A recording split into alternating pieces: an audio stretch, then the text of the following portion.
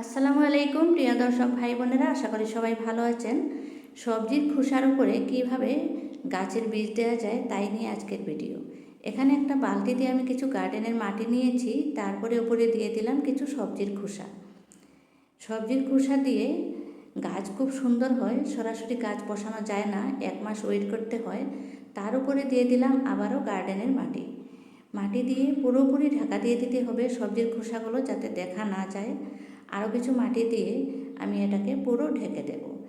এভাবে করে সবজির খোসা আপনারা জমা করে রাখবেন। কিচেনে যেগুলো ওয়েস্ট বের হয়ে থাকে ফেলে দেবেন না, এগুলো কিন্তু খুব কাজের জিনিস। আপনারাও যদি বাগান করেন তাহলে নিশ্চয় জানেন, আর যদি না জেনে থাকেন তাহলে দেখে নিন। এভাবে দিয়ে আমি ঢেকে দিলাম, 1 মাসের জন্য রেখে দিলাম। 1 মাস পর চলে এসেছি, দেখুন মাটির উপরে ঘাস হয়ে গেছে, অনেক পুরনো হয়ে গেছে। নিশ্চয় সবজির খোসাগুলো এতদিনে কিচেন ওয়েস্টগুলো কম্পোস্টে পরিণত হয়ে গেছে। আমি এগুলোকে আর তুলে দেখাবো না, কারণ এগুলোর উপরে আমি আজকেই বীজ দিয়ে দেব। বীজ দেওয়ার আগে কিছু শুকনো গোবর সার মিশিয়ে মাটি দিয়ে দিলাম। এগুলোতে রয়েছে 50% মাটি আর 50% শুকনো গোবর সার। সেই মাটির সাথে পুরনো মাটির সাথে একটু মিক্স করে নিলাম। একটু মিক্স করে নিয়ে তার উপরে আমি আজকে বীজ দিয়ে দেব।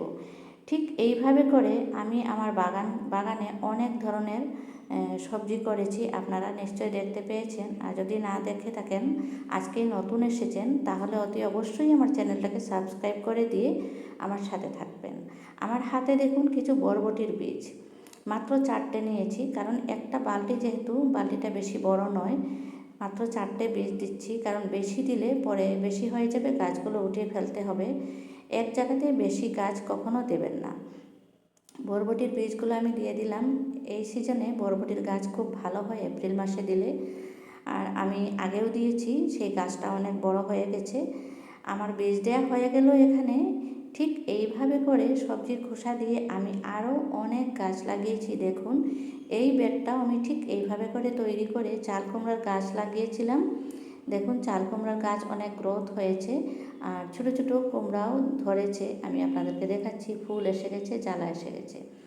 তারপরে হচ্ছে এরই পাশে আমি দিয়ে দিয়েছি ধুন্দুল। এই বেডটাও আমি ঠিক এইভাবেই রেডি করেছি।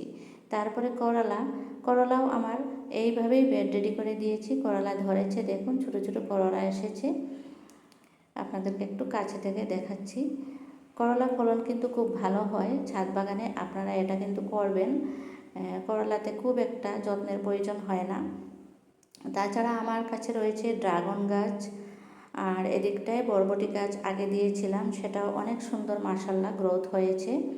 আপনারাও যদি বাগান করে ভালোবাসেন তাহলে অতি অবশ্যই আমার চ্যানেলটাকে সাবস্ক্রাইব করে দিয়ে আমার ভিডিওতে একটা লাইক না দিয়ে চলে যাবেন না, কারণ আপনাদের একটা লাইক আমাকে অনেক দূর এগিয়ে নিয়ে যাবে।